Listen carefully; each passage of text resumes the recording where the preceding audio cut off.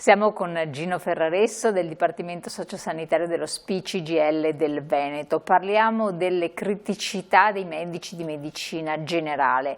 C'è una ricerca recentissima dell'IRES che attesta effettivamente l'insufficienza di medici per numero di abitanti. È così?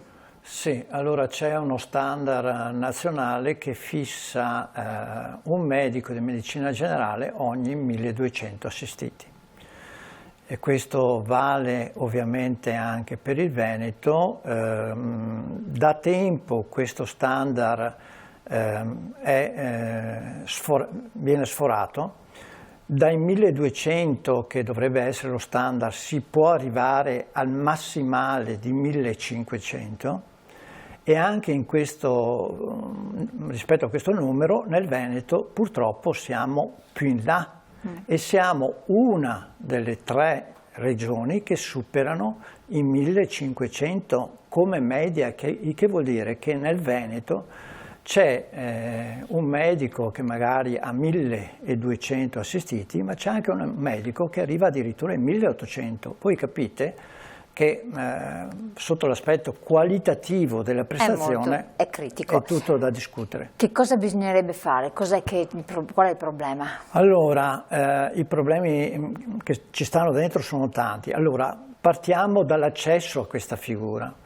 C'è bisogno, come dire, di incentivare la voglia di fare il medico in medicina generale. Gli ultimi bandi nel Veneto vanno deserti, cioè si presentano meno persone rispetto ai posti disponibili.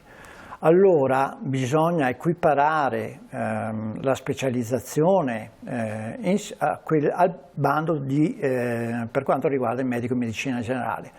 Un specializzando in ospedale per qualsiasi specialità prende circa 1700 euro. E lo stesso quindi dovrebbe fare per chi diventa 1000 medico. euro invece prende il medico in medicina generale. È sufficiente solo questo? O non è sufficiente questo, bisogna riorganizzare tutto il servizio, bisogna, e già in qualche maniera le risposte normative ci sono. Dal 1° gennaio di quest'anno i medici di medicina generale, si chiamano medici del ruolo unico, dovranno fare 38 ore dentro il proprio ambulatorio, dentro le case di comunità, nell'assistenza domiciliare integrata, quindi dovranno dedicare una quantità importante di orario per quanto riguarda l'assistenza alle persone. Sotto l'aspetto qualitativo è anche importante perché dovranno farlo non più da soli, devono farlo insieme ad altri medici, quindi dovranno essere dentro le case comunità, garantire 7 giorni su 7, 24 ore su 24 il servizio del medico in medicina generale. Benissimo, grazie dell'intervento. Ci sono naturalmente delle proposte che ancora ulteriori da parte dello SPI-CGIL. Seguite anche le nostre trasmissioni per gli approfondimenti e buon proseguimento. Grazie.